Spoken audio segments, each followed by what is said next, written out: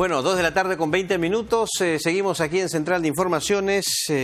Bueno, ha habido una resolución del Jurado Electoral Especial Lima Centro que ha generado, por supuesto, polémica, rechazo, indignación por parte de las personas afectadas y básicamente del señor Daniel Urresti, quien por el momento está fuera de la contienda electoral, salvo alguna resolución distinta que pueda emitir el Jurado Nacional de Elecciones, que es la segunda instancia, segunda y última.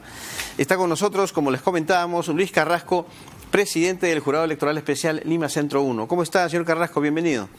Buenas tardes, señor Carlos Villarreal. Gracias por la invitación.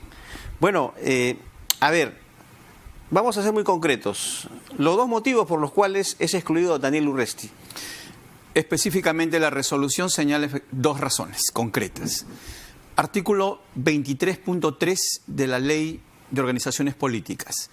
Será excluido el candidato que no consigne en su declaración de hoja de vida alguna sentencia que haya pesado en su contra. ¿Ya? Textualmente, eso dice la Ley de Organizaciones Políticas. Entonces, esa es una razón.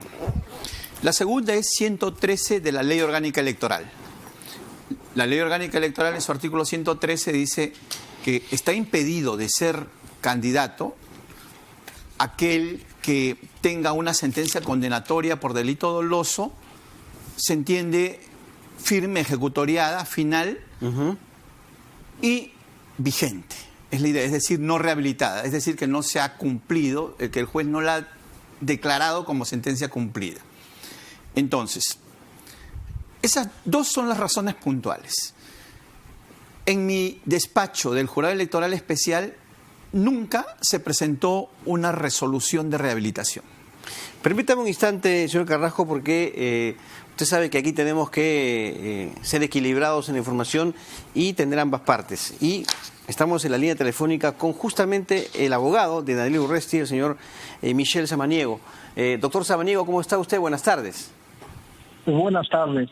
Gracias por la comunicación. A ver, no sé si ha escuchado la posición del señor Carrasco en el sentido de que, bueno, no se declaró en la hoja de vida esta sentencia condenatoria y la misma, diríamos, no ha sido rehabilitada en el caso del señor Urresti. No ha sido rehabilitada. Entonces, ¿cuál es su respuesta ante ello? Sí, mire, respecto a que no se ha declarado esa sentencia en la hoja de vida del candidato, por escrito del 25 de noviembre, antes de que se inicie cualquier procedimiento de exclusión, se solicitó una anotación marginal que subsane esa omisión y lo que es permitido de acuerdo a la jurisprudencia del Jurado Nacional de Elecciones. Pero si aún se considerase que ha omitido esa sentencia, el plazo máximo para excluir para los jurados electorales especiales por acuerdo del Pleno del Jurado Nacional de Elecciones era hasta el 20 de diciembre. Y para que el Jurado Nacional de Elecciones pueda excluirlo era hasta el 27 de diciembre. Así que luego de esa fecha no procede exclusiones por omisión, solo anotaciones marginales. Ya, pero a ver, el candidato, sí, en cuanto a que el candidato tiene una sentencia vigente, ya he escuchado que esa resolución no está en el despacho del Jurado Electoral Especial. Mire usted, en el caso de Juan Cheput, el Jurado Electoral Especial solicitó información al Poder Judicial respecto de si la sentencia estaba consentida o no, si estaba vigente o no. Como el Poder Judicial no respondió hasta el 20 de diciembre, que era el plazo máximo que tenían para resolver estos casos, el Jurado Electoral Especial correctamente señaló que como no tienen respuesta del Jurado Electoral Especial, como no tienen los documentos, no procede la exclusión. A ver, doctor, permítame un detalle muy concreto. A ver, usted ha manifestado o ha hecho referencia a un escrito emitido, o un informe, mejor dicho, del 25 de noviembre del 2019 por el asesor legal, o sea, usted, en el caso de Daniel Urresti. O sea, pero eso fue días después, permítame, fue días después de la presentación de la solicitud de inscripción de lista de candidatos, que fue hasta el 18 de noviembre. ¿Ah? Es correcto. Según el Jurado Electoral Especial, lo relevante de este informe es que el abogado reconoce expresamente que a la fecha de la emisión de ese informe, o sea, el 25 de noviembre, pues no había resolución judicial de rehabilitación emitida por el juzgado. La solicitud de inscripción de lista de candidatos se presentaba hasta el 18 de noviembre. Claro, pero si existía dudas, se tenía que requerir al Poder Judicial y solicitar un nuevo descargo. Se solicitó la información al Poder Judicial y el Poder Judicial no respondió. ¿Ya? Ahora, como no respondía, el Jurado Electoral Especial, desde el 25 de noviembre al 8 de enero, decide excluir, cuando Daniel Urresti ya estaba rehabilitado desde el 16 de diciembre del 2019, perdón. A ver, si hubieran solicitado... Sí, dígame. Permítame, por favor, concederle el uso de la palabra al señor Carrasco respecto a esta objeción que usted hace sobre la inscripción de la lista de candidatos. Señor Carrasco, ¿qué le responde al abogado? El abogado ha reconocido puntualmente de que al 25 de noviembre ellos solicitaron una anotación marginal porque el 18 de noviembre que presentaron su declaración de hoja de vida no declararon la sentencia. Es lo que ha reconocido el señor abogado. Luego indica que en el mes de diciembre se le habría dado la rehabilitación. Ya. Yo lo que señalo puntualmente y señala la resolución es que esa decisión de rehabilitación, si la ha tenido el asesor legal o la ha tenido los personeros, no la adjuntaron jamás al expediente del procedimiento administrativo. Tampoco se adjuntó la constancia de pago de la multa que ordena esa sentencia en contra del señor Urresti. Sí. Entonces lo que nos queda es verificar si efectivamente se había cumplido o no con esa sentencia. Pues si no se ha cumplido, sencillamente no está rehabilitado. Es la idea. ¿Estaba rehabilitado, señala el abogado? Puede serlo, pero no me lo informaron. Entonces, esta situación de que él presentó un escrito el 25 de noviembre y dice, estoy tramitando la rehabilitación, pero hasta el 8 de enero nunca nos informó de que ya se obtuvo la rehabilitación, nos hace determinar adoptar esa decisión. Pero, repito, esa es una de las razones. Ok. Muy concreto, ¿hay subsanación en este caso de exclusión de una lista por omisión de información en el caso de sentencias judiciales? Es importante lo que ha señalado el señor abogado. El señor abogado dice que efectivamente existe un acuerdo del Pleno del Jurado Nacional de Elecciones emitido el mes de diciembre donde señala de que las exclusiones deben darse hasta el 27 de diciembre del año pasado, correcto.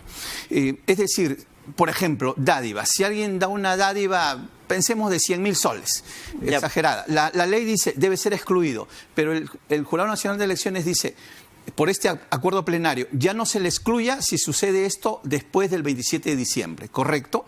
Eso dice el acuerdo del Pleno. Pero acá hay una situación puntual.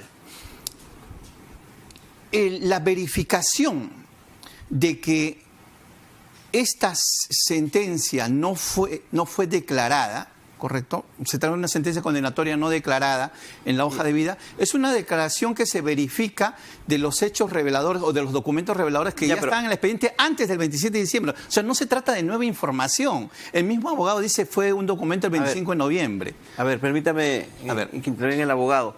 Doctor, prácticamente se dice entonces que en este tema no hay rectificación. ¿Qué nos dice usted? Hay un error en la afirmación del señor magistrado. El Jurado Nacional de Elecciones, el 17 de diciembre, expidió un acuerdo señalando que los jurados electorales especiales solo podían excluir hasta el 20 de diciembre por temas de omisión. Luego de ese periodo ya no procede ninguna exclusión por ese motivo. Por eso es que ni el Jurado Nacional de Elecciones ni los jurados electorales especiales pueden omitir después de esa fecha, aun cuando luego se enteren antes de que haya esta omisión. Muy bien. Más aún, cuando habíamos solicitado una solicitud de anotación marginal. Entonces, los plazos en el procedimiento precluyen, ya no se puede excluir a estas alturas. Y ojo, hay una pregunta que me parece importante. ¿Por qué en el caso de Juan Cheput, que ha sido correctamente resuelto, no tenían la documentación? Solicitan al Poder Judicial Claro. Y el Poder Judicial no les responde. Y dicen, como no nos responden, no tenemos información sobre si la sentencia está definitiva, está consentida o está vigente, no tenemos medios probatorios, no procedemos a excluir. Pero en el caso de Urresti, piden información al Poder Judicial. El Poder Judicial no lo responde y dice, bueno, sí lo excluimos. Bueno, hay un trato ustedes van a ir hasta las últimas consecuencias, me imagino. Evidentemente vamos a impugnar la resolución haciendo uso de los recursos que nos provee la ley, ¿no? Muy bien. Quiero agradecerle al doctor Michel Samaniego por estos minutos dedicados a RPP. Muy amable, estaremos a la expectativa, por supuesto. Gracias, doctor. El abogado de Daniel Urresti, bueno, tiene usted la posibilidad sobre esta afirmación que hace el doctor Samaniego en última instancia. A ver, puntualmente. Sí. En el caso del señor Chepuk, teníamos un reporte del Poder Judicial, nada más, un reporte, una hoja de reporte que decía archivo definitivo. Ajá. Entonces pedimos información al Poder Judicial, efectivamente no nos amplió cuál era el estado.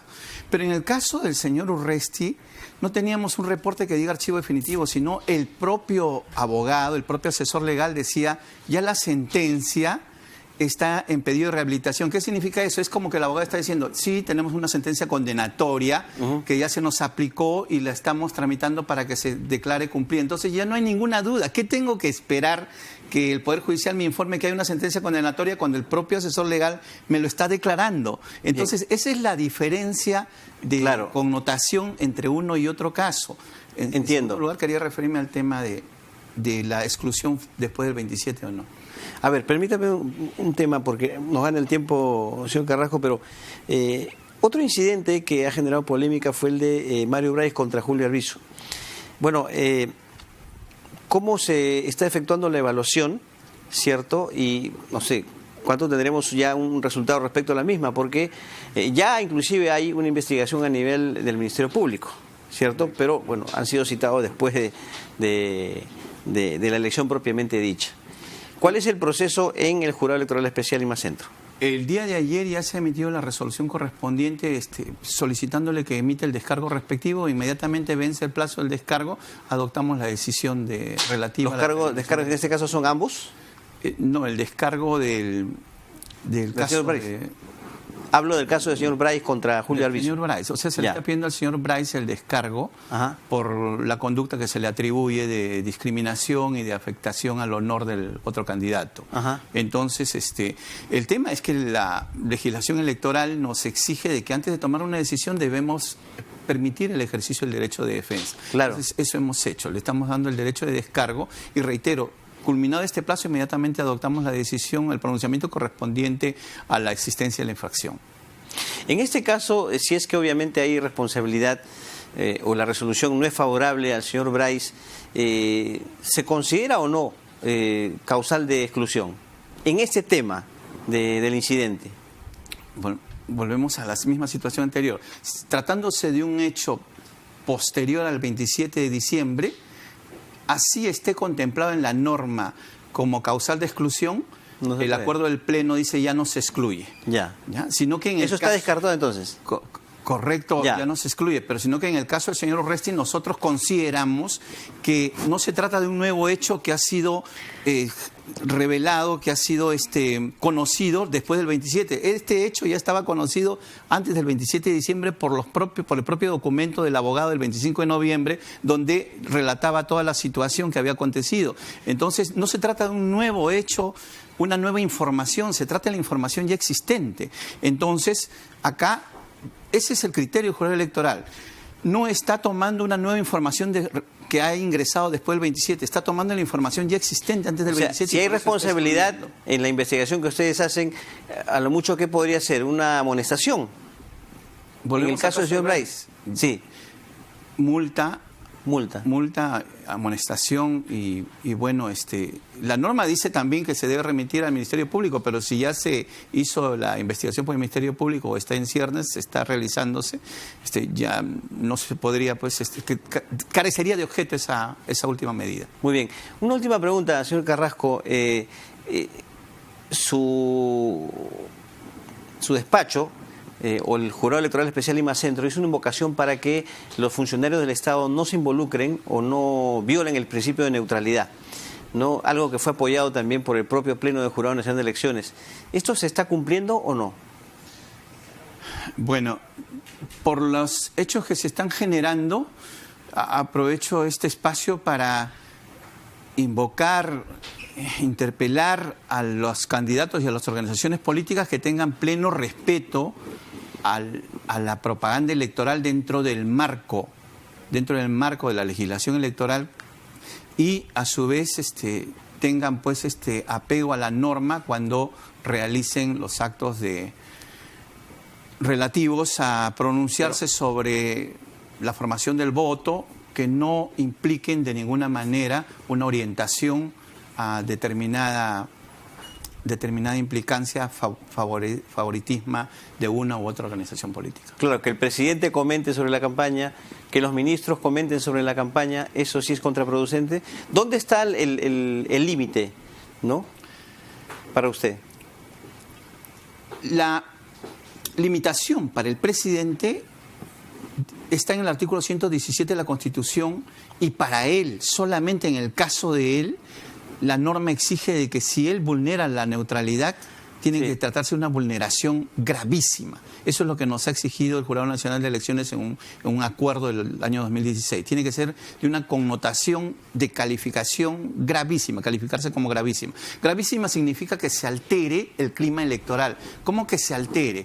Que genere una situación de afectación del orden democrático, que por ejemplo, a partir de lo que él ha señalado o de la orientación que él ha dado con una idea, salgan grupos y digan, esta es mi orientación porque yo sigo la orientación de mi señor mandatario. Entonces ya se genera una alteración grave del clima electoral, lo que es consecuencia que en realidad no se ha verificado ahora, pero no podemos dejar de señalar, como dice nuestra resolución, que su apreciación genera de alguna manera una implicancia indirecta en la situación del... Señor Carrasco, le agradezco mucho por su presencia hoy y por supuesto estaremos a la expectativa sobre este caso, el caso Urresti, mejor dicho, que va a pasar ya a una instancia superior, que es la del Pleno de Jurado. Muy agradecido por su visita. Gracias a usted, señor Villarreal. Bueno, son las 2:38 de la tarde, una pausa y regresamos, amigos televidentes.